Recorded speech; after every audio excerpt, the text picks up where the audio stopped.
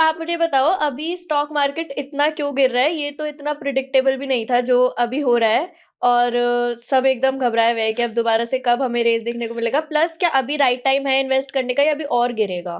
यार सच बताओ तो 2025 की अगर मैं प्रिडिक्शन करता हूँ, हम्म। लोगों की हालत टाइट हो जाएगी स्टॉक मार्केट में। बेसिकली अभी तक जिस तरह का फॉल उनने सोचा भी नहीं होगा उस तरह का फॉल होगा। अच्छा। हाँ मतलब लोगों की पैंटें खुल जाएंगी। टेक्निकल टर्म्स में अगर मैं कहूं, स्टॉक मार्केट इतना बुरी तरीके से गिरेगा 2025 में। अब आप लोग पूछोगे क्यों, ऐसा हम्म। क्यों होगा, पहले वो समझते हैं।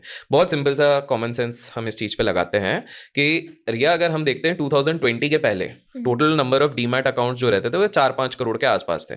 अभी हम देखते हैं 17 करोड़ हो रहे हैं, ओके। 17 करोड़। तो ये बेसिकली ऑब्वियस सी बात है कि ये अचानक से 2020 से 2024 में जो इन्वेस्टर अवेयरनेस बढ़ा है because of influencers and everybody, तो कहीं ना कहीं न्यू टाइम इन्वेस्टर्स हैं। तो ये न्यू टाइम इन्वेस्टर्स ने देखा ही नहीं है बेयर फेज क्या होता है। बेयर मतलब जब मार्केट बहुत टाइम तक नीचे रहता है, कंसोलिडेट करता है और कुछ रिटर्न्स नहीं देता है। अभी तक इन लोगों ने वही देखा है कि भाई कहीं पर भी मतलब आलू डालो सोना निकलेगा, बस वही देखा है 2020 से 2024। तो पहली चीज क्या होती है कि ये लोग तब तक नहीं डरते, ये जो नया इन्वेस्टर होता है ये तब तक नहीं डरता जब तक 2% 3% मार्केट गिरता है। जैसे ही 6% गिरता है वो सारे इन्फ्लुएंसर्स को डीएम करता है। जैसे ही 10% गिरता है उसकी हालत टाइट हो जाती है, वो सोचता है और एवरेज कर लूं, पूरी सैलरी लगा देता है। और जिस दिन 15% गिर जाएगा वो पैनिक में आके कि भाई अब तो हो सकता है तो मार्केट खत्म है, वो सारी चीजें बेचता है। तो पहली चीज वो होती है। जब ये लोग बेचना शुरू करते हैं तो एक चीज होती है मार्जिन कॉल। अब ओके। मार्जिन कॉल क्या होता है कि एट प्रेजेंट मार्केट में जो लोग इन्वेस्ट करते हैं वो बहुत ज्यादा बोरोड फंड से भी इन्वेस्ट करते हैं अभी। तो अगर किसी की आमदनी मान लो 20,000 रुपीज की है, उसने 40,000 के स्टॉक्स खरीदे हुए हैं, इंटरेस्ट दे रहा है, जब तक ऊपर जा रहा है तब तक तो मजे ही मजे। जैसे ही वो गिरेगा तो हालत टाइट। तो अभी क्या हो रहा है कि बेसिकली आप देखोगे कंपनीज के जो क्वार्टर रिजल्ट्स भी आ रहे हैं, तो क्वार्टर बेकार जा रहा है, इसलिए लोगों को क्वार्टर लेना पड़ रहा है। सिंपल मतलब फैक्ट है ये वाली चीज। तो प्रॉब्लम ये ऐसी एस्केलेट होंगी, ये सारी चीजें जब मिल जाएंगी तो लोगों ने बेयर फेस देखा ही नहीं है तो फर्स्ट टाइम देखेंगे। अच्छा, और एक है कि हमारे मार्केट में मैक्सिमम जो ट्रेडिंग होती है वो इंसान कर ही नहीं रहे, ओके। मशीन्स कर रही हैं। एल्गोस जो बोलते हैं ना वो कर रहे हैं। मशीन्स के इमोशंस नहीं होते हैं। तो मशीन में अगर लगा हुआ है कि भाई अगर 20 रुपीज की चीज 15 पे आ गई है तो बेच दो, तो बहुत सारी मशीन्स 15 पे बेच रही हैं। 15 पे जब बहुत सारी बेचेंगी तो अचानक से 13 आ जाएगा। कुछ मशीन्स 13 पे लगी होंगी, फाइनल मशीन्स 10 पे लगी होंगी। तो आप सोचो 20 रुपीज की चीज अगर एक एक वीक के अंदर 8 रुपीज पे आ गई तो परसेंटेज वाइज कितना बड़ा डैमेज हो गया। तो डर के मारे लोग और बेचेंगे। और एक चीज आप देखिए, सैडली हमारी गवर्नमेंट की तो नहीं कहूंगा बट इन जनरल जो पॉलिसीज आ रही हैं they are not that friendly, be it for businessman, be it for खुले जबान से कोई बोलता नहीं है क्योंकि सबकी फटती है, सिंपल सी बात है। बट ये फैक्ट है। दबे जबान टैक्सेशन पॉलिसीज की बात कर रहे everything, taxation, margin policies. Taxation पे तो हम चाहिए तो आप बोलोगे तो हम बात भी करेंगे इन द कॉन्वर्सेशन। तो ये सारी चीजें जो हैं अमेलगेमेशन जो हो गई। और दूसरी चीज है फेड। फेड ने आके झटका दे दिया है। तो पहले, अब मैं कॉम्प्लिकेट नहीं करना चाहूंगा, काफी न्यू कमर्स भी होंगे जो इस चीज को समझने की कोशिश करेंगे।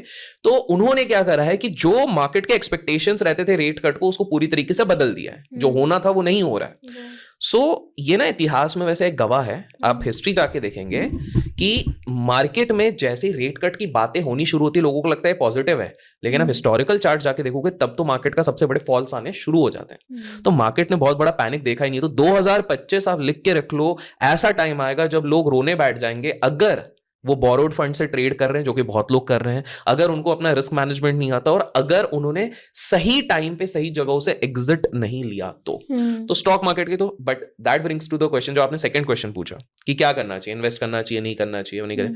मैं हमेशा कहता हूं कि भाई लॉन्ग टर्म में जो पैसा बनता है वो दिवाली पे नहीं बनता, दिवाले पे बनता है। जब सबका दिवाला निकलेगा ना तब आप बैठ के इन्वेस्ट करते जाओ।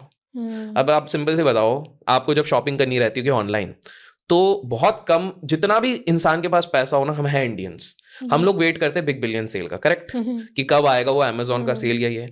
तो जब हम उस चीज का वहां पर वेट कर रहे हैं to buy more, that should be same in the stock market also. तो जो सेंसिबल लोग होंगे वो इस टाइम पे अपने एसआईपीज बढ़ा देंगे। और एक चीज जो करने वाले हैं लोग, वो ये चीज होगी जो जो जो मैक्सिमम लोग हैं जो पैनिक में आ जाएंगे, वो तो कहीं ना कहीं, क्योंकि ना एक टर्म है जो कम लोगों को पता होगा, उसको कहते हैं अनइंटेंडेड इनफ्लोस। इसको सिंपल सा समझते हैं।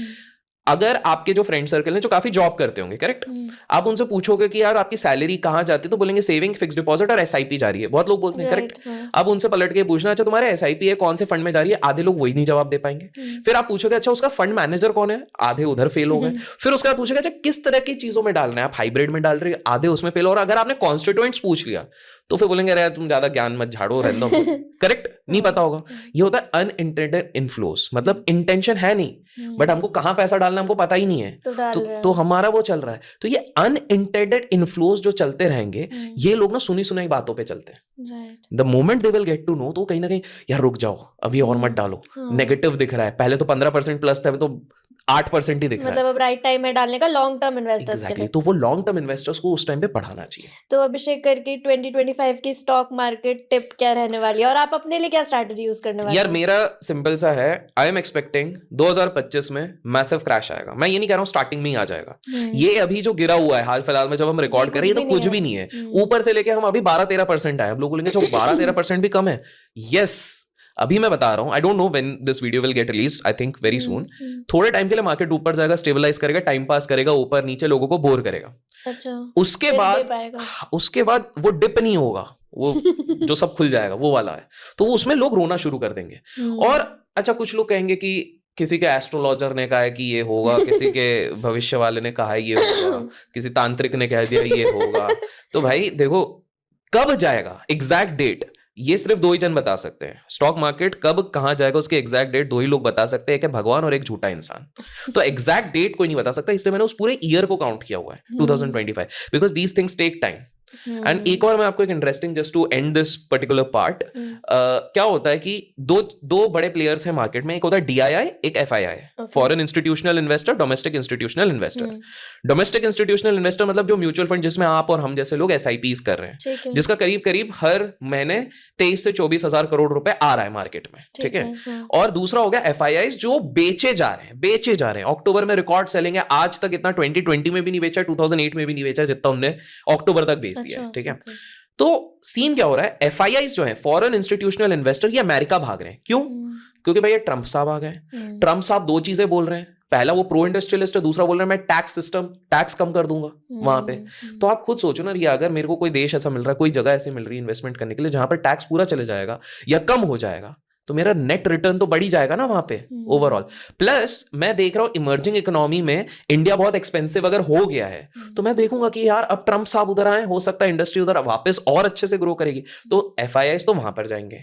DIIs में मैक्सिमम अनइंटेंडेड इन्फ्लोज है, कुछ लोग डर जाएंगे। तो ये जो इंस्टेबिलिटी होगी, इस चक्कर में मार्केट में एक बहुत बड़ा डैमेज आएगा। आपने ट्रंप की बात करी तो it comes to crypto now, कि क्रिप्टो